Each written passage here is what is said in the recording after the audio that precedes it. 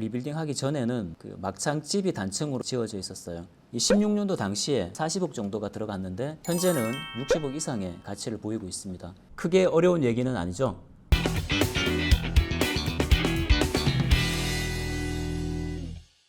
안녕하세요.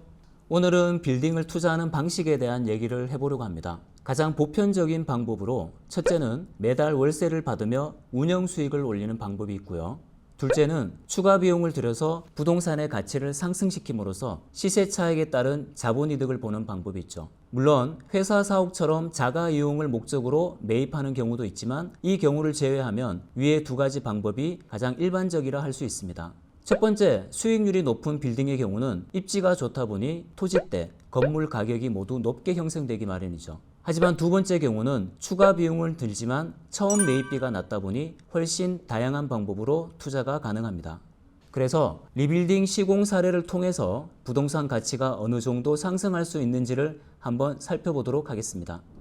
지금 보시는 화면이 빌사부에서 운영하는 블로그 홈페이지입니다. 대구 상권 분석을 했는 카테고리가 있는데 거기에서 밸류업 사례를 했는 장소들이 좀 몇몇 있어요. 그 중에 앞산 안욱에 대한 현장을 한번 소개해 드리도록 하겠습니다. 자, 보시는 것처럼 앞산 안욱 용도 지역이 일종 일반 주거 지역입니다. 대지 면적은 한 77평 정도 나오고요. 또 연면적도 93평, 지하 1층에서 지상 2층까지의 규모를 보이고 있고 건폐율도 48.8%, 용적률 71.8%. 이 법정보다는 다소 부족하게 지었다 보니까 조금 더 리빌딩을 할 수 있는 면적들도 일부 보이는 것 같아요. 거래 일자가 2020년 4월 9억 5,500에 거래가 되었고 거래된 후에 용도 변경을 하게 됩니다. 1층 부분은 이종 근생과 사무소로 용도 변경하고요. 또 2층 부분은 모두 단독주택이던 부분들을 이종 근생으로 용도 변경을 했는 것이 보입니다. 실제로 19년 12월에 리모델링 전의 사진이고 이 사진은 이제 최근 23년 1월의 모습이에요. 세부적으로 한번 살펴보도록 할게요.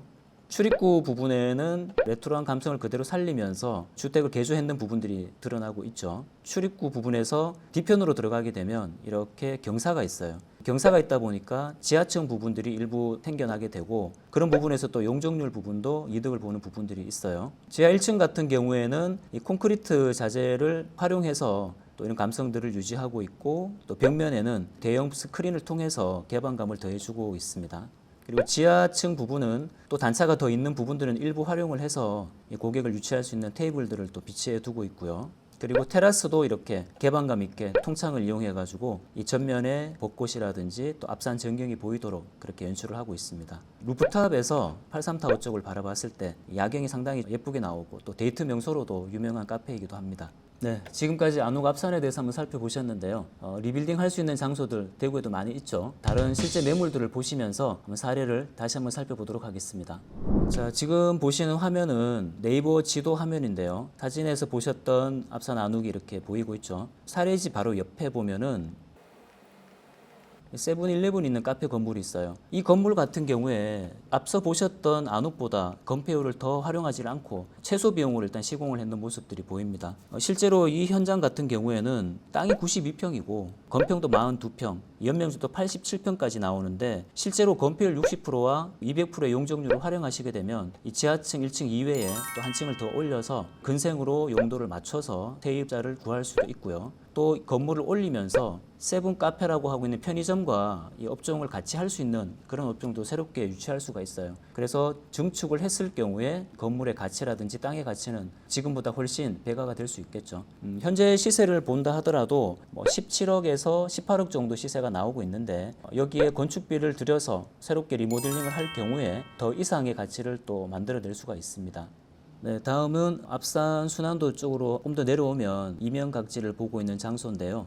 앞산 순환도로 대로변을 물고 있고요. 이면을 보고 있다 보니까 이렇게 건물을 새로 지었을 경우에는 건물 가시성이 상당히 뛰어난 장소이기도 합니다. 보시는 것처럼 건물이 많이 노후되어 있다 보니까 리빌딩이나 리모델링을 통해서 건물 가치를 올리게 되면 현재 시세보다 훨씬 더 높은 가치를 보일 수 있는 자리라고 판단되고 있습니다. 땅이 한 85평 정도 나오고 연면적도 192평까지 나오고 있습니다. 현재 월세도 9,500에 한 350 정도 세가 나오고 있고 현재 호가가 한 16억에서 한 17억 정도 나오는데 건축비를 좀 들여서 창호라든지 외관을 조금 꾸미게 되면 가치를 좀 끌어올릴 수 있는 자리라고 보여집니다. 다음은 지산 본물지구로 한번 들어와 봤는데요. 라꺼에르 아파트 정문 앞입니다.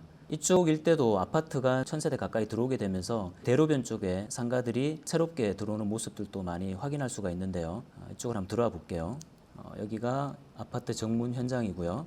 이쪽으로 올라오게 되면 현재는 GS 편의점이 들어와 있는 건물이 보이세요. 불과 몇 년 전에 이 건물을 리빌딩 하기 전까지는 주택이었어요. 이렇게 2층 단독주택이었는데 단독주택을 매입하고 당시에 19년도에 한 20억에서 한 22억 사이의 금액으로 매입을 한 후에 새롭게 리빌딩을 하게 됩니다. 그래서 현재의 모습으로 이렇게 탈바꿈하게 되죠. 1700에서 한 1800 정도의 호가가 나오고 있는데 그 당시에 1200에서 1300 정도 하던 토지대가 현재로서는 한 500만 원 가량, 평당 500 정도면은 200평이면은 한 10억 정도가 되겠죠. 한 10억 정도 토지대가 상승했던 그런 모습들을 확인할 수가 있고요. 현재 저희 회사에서도 이 주변에 이 GS 편의점처럼 새롭게 지을 수 있는 구축 매물들이 많이 확보가 되어 있습니다. 역시 말씀드린 대로 1700에서 한 1800 정도의 시세에 매입을 하셔서 이 건축비를 들여서 새롭게 리모델링 한다면 또 4년, 5년 후에 이 건물 가치나 땅 가치가 다시 상승할 것으로 예상되고 있습니다. 네, 여기는 중구 동성로 스파크랜드 바로 인근 쪽의 부지인데요. 현재는 지금 술집 골목으로 건물이 세워져 있는데 예전에 이걸 리빌딩 하기 전에는 그 막창집이 단층으로 이렇게 지어져 있었어요. 이 토지를 매입하고 이 세입자를 명도하고 난 다음에 현재 보셨던 건물들로 새롭게 짓게 되고, 보시는 것처럼 1층에는 주변 상권에 맞게끔 술집으로 MD를 구성하게 되고 위층도 카페나 술집으로 MD를 짜서 임차를 하게 되는데, 여기 같은 경우에는 실제로 동성로 일대가 신축으로 허가를 내기가 상당히 까다롭고 어려운 지역이기도 해요. 주변에 문중, 종중 재산들이 많다 보니까 토지를 매입하는 과정에서도 상당히 좀 어려움들이 있는 상황이죠. 그런 상황을 좀 극복을 하고 신축을 하게 되었고 건물 가치도 상당히 많이 올라간 사례입니다. 실제로 지금 땅이 100평 정도인데 이 16년도 당시에 토지대, 건물대, 명도 비용까지 해서 한 40억 정도가 들어갔는데 현재는 60억 이상의 가치를 보이고 있습니다. 지금 보셨던 동성로 공평동이나 또 앞서 보셨던 지산 건물, 또 앞산 모두 오래된 구축을 사서 새롭게 시공을 해서 건물 가치도 끌어올리고 토지 가치도 함께 끌어올려서 전체적으로 부동산의 가치를 밸류업 시키는 그런 사례라고 볼 수 있습니다.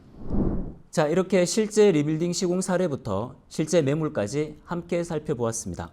어떠신가요? 리빌딩 밸류업 크게 어려운 얘기는 아니죠? 오늘 보신 내용으로 궁금한 점 있으시면 저희 빌사부로 문의 남겨주시고요. 지금까지 빌사부 김준영이었습니다. 구독과 좋아요, 알림 설정 부탁드립니다.